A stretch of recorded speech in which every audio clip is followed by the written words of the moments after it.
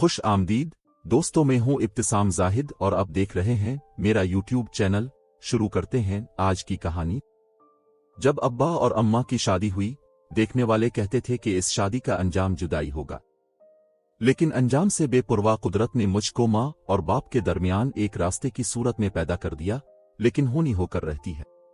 मैं सिर्फ 3 माह की थी कि अम्मा और अब्बा में तलाक हो गई। अब मैं कभी माँ की मोहब्बत भरी गोद को तरसती, कभी बाप के प्यार भरे बोलों को तड़पती। पहले बाप ने मुझे माँ से छीना, फिर हालात ने माँ को मुझसे छीन लिया। कुछ ही अरसा बाद मामू की काविशों से माँ का घर तो आबाद हो गया, मगर मेरी दुनिया अंधेर हो गई। जब दिल में माँ से मिलने, उनके आंचल में जिंदगी बिसर करने की उम्मीद का दिया बुझ गया। जब दूसरे बच्चों को माँ से लिपटते देखती, दिल में एक हुक सी उठती। अब्बा जल्द ही मेरी जिम्मेदारी से घबरा गए। तभी नानी अम्मा की ख्वाहिश पर मैं बाप के घर से नानी के यहाँ मुंतकिल हो गई। माँ से जुदाई का दर्द तो सहा था, बाप से जुदाई का दुख भी सह लिया। वालिद ने नानी से अहद किया कि अपनी बच्ची का खर्चा मैं आपको दिया करूंगा। एक अहद करें कि इसको सौतेले बाप के हवाले न करेंगी और न ये माँ से मिलने इस घर जाएगी। मैं नहीं चाहता कि ये एक गैर शख्स के टुकड़ों पर पले और मेरे होते हुए सौतेले बाप को अब्बा कहकर पुकारे। ये मेरी गैरत को गवारा ना होगा। नानी अम्मा ने अहद कर लिया कि मुझको मेरी माँ के हवाले न करेंगी और न उनको मुझे ले जाने देंगी। उनके इत्मीनान दिलाने से मेरे वालिद मुतमईन हो गए। वालिदा कभी कभार मिलने को नानी अम्मा के घर आया करती थीं। जब इनको पता चला कि मैं उनकी माँ के आंचल के साए में आ गई हूं तो वो खुश हो गईं। बोली, हमेशा की जुदाई से कभी कभार की मुलाकात फिर गनीमत है। बेटी की सूरत तो देख लिया करूंगी। अब वो आती तो मुझे गोद में भर लेती और मैं भी उनके गिर्द बाहें डाल देती थी, लेकिन ये कभी कभार की मुलाकात प्यार की प्यास को और भड़का गया। अब माँ जब मैं के आती, मैं दौड़कर उनके साथ चिमट जाती। वो रोने लग जाती, तभी मैं भी उनसे लिपटकर खूब आंसू बहाती। वो नानी अम्मा से कहती, मेरी बेटी मुझे दे दो। नानी उज़्र करती कि इसका बाप मेरे हवाले इस वादे पर कर गया है कि मैं उसको तुम्हारे हवाले ना करूंगी और ना सौतेले बाप के घर भेजूंगी। अब तुम मुझको अहद शिकनी पर मजबूर ना करो और इस बुढ़ापे में झूठा ना बनाओ। ये एक कुदरती अमर है कि जब अम्मा आकर रोती, मेरा दिल भी उनकी तरफ खींचने लगता और मैं उनसे लिपट जाती। तब उनसे जुदाई मौत जैसी तकलीफ दे लगने लगती। यही चाह होती कि माँ के साथ उनके घर चली जाऊं, मगर बूढ़ी नानी की आंखों से बहते आंसुओं की लड़ियां मेरे पैरों की जंजीर बन जाती। कभी कभार सौतेले वालिद भी माँ के साथ आते थे और हम माँ बेटी का उदास मिलाप देखकर रंजीदा हो जाते थे। आखिरकार ये आए दिन का रोना रंग ले आया। एक रोज नानी अम्मा की तबीयत अचानक खराब हो गई। घर में खाला और मैं थे। नानी की हालत बिगड़ जाने से उनको अस्पताल ले जाना नागुज़ीर हो गया। खाला ने पड़ोस में जाकर मिन्नत की कि उनकी वालिदा को अस्पताल ले जाने में मदद करे। पड़ोसी नानी को अस्पताल ले गए। मैं और खाला घर पर थे। खाला ने अम्मा को फोन करके सूरत हाल बताई। वो फौरन अपने शौहर के साथ आई और खाला को लेकर अस्पताल चली गई। मैं घर में अकेली थी कि शाम में दरवाजे पर दस्तक हुई। पूछा, कौन है? जवाब मिला, बेटी मैं तुम्हारा अबू हूं। तुम्हारी नानी माँ के लिए घर से कुछ अशिया अस्पताल ले जानी है। मैंने आवाज पहचान कर दरवाजा खोल दिया। उन्होंने कुछ मतलूबा अशिया घर से ली और कहा, तुम्हारी नानी और खाला रात को अस्पताल में ही रहेंगी, तो क्या तुम घर पर अकेली रहोगी? मैं पड़ोस वाली खाला के घर चली जाऊंगी। अंकल, बेटी इससे बेहतर नहीं कि तुम अपनी अम्मा के पास रह जाओ। ऐसा करो कि मैं तुमको तुम्हारी माँ के पास छोड़ देता हूं। 1-2 दिन की बात है। जब तुम्हारी नानी घर आ जाएंगी तो वापस आ जाना। मैं सोच में पड़ गई। मेरा दिल भी चाह रहा था कि एक बार अपनी माँ से लिपट कर सूं। क्या सोच रही हो बेटी? जल्दी से फैसला करो। मुझको तुम्हारी नानी अम्मा को कंबल और बर्तन वगैरह पहुंचाने हैं। गरज उन्होंने इतने प्यार से बात की कि मैं फौरन कपड़े बदलकर उनके साथ जाने को तैयार हो गई। अस्पताल से पहले अम्मा का घर पड़ता था। सौतेले अबू ने रास्ते में गाड़ी रोक ली। बोले, तुम्हारी अम्मा अस्पताल से घर आ चुकी हैं, उनसे मिलोगी? हमारा घर भी देख लो। मैं चुप रही तो उन्होंने गाड़ी मोड़ ली और कुछ आगे जाकर एक घर के गेट पर रोक कर हान दिया। तभी गेट खुला, सामने मेरी माँ खड़ी थी। उनको देखते ही जैसे मेरे मुर्दा जिस्म में नई रूह पड़ गई। मैं तेजी से गाड़ी से उतरकर गेट के अंदर पहुंची और मां से लिपट गई। वो भी मुझे खुद से भींचकर प्यार करने लगी। तभी उनके शौहर ने कहा, सुरैया बच्ची घर में अकेली थी, मैंने मुनासिब ख्याल किया कि इसको तुम्हारे पास छोड़ दूं। तुम लोगों ने अगर अस्पताल चलना है तो गाड़ी में बैठ जाओ। अभी तो मैं अस्पताल से आई हूं, घर का काम पड़ा हुआ है, नईम भी स्कूल से आने वाला है, अब जाएं। मैं अभी नहीं जा सकती। ये कहकर उन्होंने दरवाजा बंद कर लिया और मैं अम्मा के पास उनसे लगी खड़ी रह गई। मैं मां के पास पहुंचकर खुश हो गई, नानी की तमाम फिक्र भूल गई। नानी से भी प्यार था, लेकिन मां आखिर मां थी। मां की तो बात ही सबसे अलग थी। सौतेला बाप भी ऐसा बुरा न लगा। मोहब्बत से बुलाता था और नरमी से पुकारता था। हर फरमाइश पूरी करता, किसी शय की कमी न होने देता। यहां आकर रूह के काफी कर्ब दूर हो गए थे। मेरे सगे वालिद 2-3 माह बाद कहीं चक्कर लगाते। दूसरी शादी के बाद उनकी मेरी तरफ तवज्जो कम हुई तो नानी अम्मा के घर भी आमदोरफ्त घटती गई। नानी ने भी जानबूझकर उनको अपनी बीमारी की इत्तिला न दी थी कि मेरे सगे और सौतेले वालिद में अस्पताल में टकराव न हो। उस वक्त तो अंकल आरिफ और अम्मा ही नानी का इलाज मुआलजा करवा रहे थे। सगी मां के घर आकर वो खला भी भर गया जो वालिदैन की अलहदगी के बाद से मेरे अंदर बढ़ता रहता था। यहां मैं ज़हनी तौर पर खासी आसूदा हो गई थी। जब वालिद साहिब को पता चला कि मैं मां के पास चली गई हूं, उन्होंने नानी से बहुत झगड़ा किया। नानी अम्मा ने उनको समझाया कि मुझको दिल का दौरा पड़ चुका है, मरते मरते बच्ची हूं, लड़की को घर में अकेला कैसे छोड़ देती। वो सगी मां के पास है तो महफूज हाथों में है। बेटी अरीबा की मंगनी कर दी है, इसकी शादी हो जाएगी। मैं भी ना रही तो साहिबा का क्या बनेगा। मैं अपनी बच्ची को ले जावेगा, अपने पास रखूंगा। मेरे होते ये सौतेले बाप के घर क्यों रहे। ठीक है तो ले जाओ, तुमको किसने रोका है। मैं कल ही साहिबा को बलवा कर तुम्हारे हवाले किए देती हूं। नानी ने वालिद साहिब से कहा तो उनका गुस्सा ठंडा हुआ। अगले रोज उन्होंने मुझे वालिदा से पैगाम भेजकर बुलवा लिया। अम्मा को इल्म न था कि क्यों बुलवाया है। वो जब मुझे लेकर नानी के घर पहुंची, थोड़ी देर बाद मेरे सगे वालिद आ गए। वो मुझे लेने आए थे। उनको देखकर मैं खौफजदा हो गई कि ये लेने आए हैं और रोकर मिन्नत करने लगी कि मुझको यहीं रहने दीजिए, मैं आपके साथ नहीं जाऊंगी। मां तो दूसरे कमरे में जा बैठी थीं, वो भी रो रही थीं, लेकिन अब्बा को किसी के रोने धोने पर तरस न आया और वो मुझे जबरदस्ती अपने साथ घर ले आए। उन्होंने अपनी जिद पूरी कर ली, मगर उनकी बीवी ने मुझे देखकर तेवरी चढ़ा ली। बोली, ये वहां ठीक रह रही थी, क्यों ले आए हो। मेरी बेटी है, हकदार है यहां रहने की, तभी ले आया हूं, तुमको क्या तकलीफ है। वालिद ने सख्ती से कहा तो बीवी खामोश हो गई, मगर उसका सलूक मेरे साथ अच्छा न था। 2 माह में ही मैं सूख कर कांटा हो गई। अगरचे वालिद ख्याल करते थे, किसी शय की कमी न होने देते थे, तवज्जो रखते थे, और यही बातें सौतेली को बुरी लगती थीं। 2 साल में अपने हकीकी वालिद के घर रही। इस दौरान सौतेली मां ने एक पल भी मुझको सुकून का सांस न लेने दिया। स्कूल दाखिल न कराया, घर का सारा काम मेरे कंधों पर लाद दिया, अपने 3 बच्चों की आया बना दिया। वालिद ने यहां तक भी बर्दाश्त कर लिया, लेकिन एक दिन जब वो अचानक घर आए, मेरे बाज़ पर नील और सर पर चोट के निशान देखकर घबरा गए। अपने कमरे में ले गए और कहा, बेटी डरो नहीं, आज सब कुछ बता दो कि ये औरत तुम्हारे साथ क्या सलूक करती है। मैंने रोकर बताया कि मारती हैं और बहुत जलील करती हैं, खाना भी बासी देती हैं, जिससे मेरा पेट खराब रहता है। अब वालिद को एहसास हुआ कि उन्होंने मुझे घर लाकर गलती की है। मैं नानी अम्मा के पास ही ठीक थी। बेशक वो कमजोर और बीमार थीं, मगर खाला अरीबा मुझसे बहुत प्यार करती थीं, हर तरह से ख्याल रखती थीं। कहने लगे, तैयार हो जाओ, मैं तुमको तुम्हारी नानी मां के घर छोड़कर आता हूं। इस औरत से तो मैं आकर निपटूंगा। यूं उन्होंने मुझे फिर से नानी मां के घर पहुंचा दिया, मगर जता दिया कि ये आपके घर रहेगी। बेशक उसकी मां यहां आकर साहिबा से मिल जाया करे, मगर इसको सौतेले बाप के घर ना भेजना। नानी बोली, ठीक है, लेकिन देखो तो मेरी बच्ची की क्या हालत तुम लोगों ने कर दी है। नानी के पास आकर मैंने सुकून का सांस लिया। अगरचे वो ज्यादा चलती ना थी, मगर खाला तो थी, मैं उनके साथ बहुत खुश रहती थी। यहां आकर मैंने फिर से दाखिला ले लिया और स्कूल जाने लगी। एक दिन अम्मा आईं और मुझसे लिपटकर बहुत रोई। बोली, बेटी तेरी खाला की शादी होने वाली है और नानी बीमार है, अरीबा की शादी के बाद मैं अम्मा को यहां अकेला तो ना छोड़ूंगी, अपने साथ घर ले जाऊंगी। तुमको मेरे घर रहना होगा।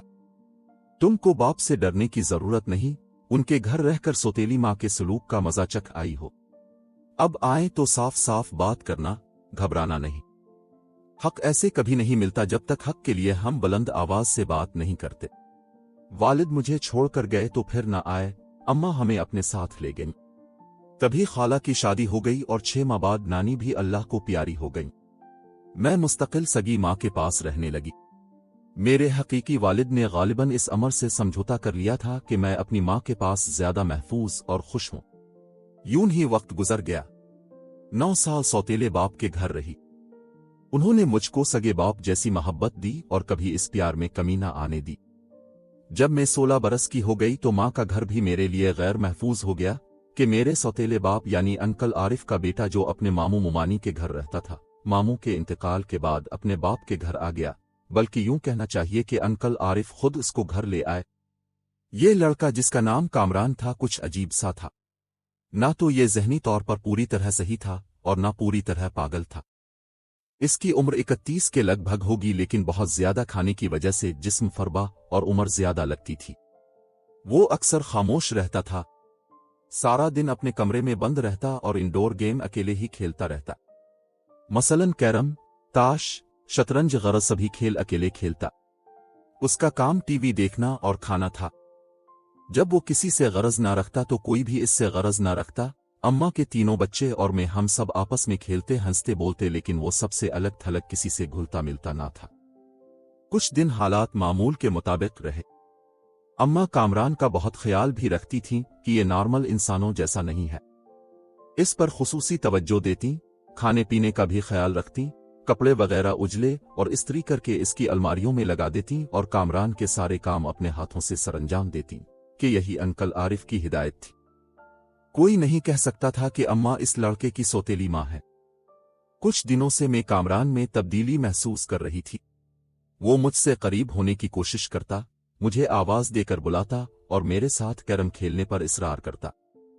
मैं इसका कहना मान लेती कि बेचारा अकेलापन महसूस करता है और उसका कोई दोस्त नहीं, तो शायद तन्हाई ने इसको ऐसा कर दिया है। खुदा जाने मामू और मुमानी ने इसके साथ कैसा सलूक किया था कि वो ऐसा हो गया, वरना देखने में तो भला लगता है, किसी को गाली देता है और ना जरर पहुंचाता।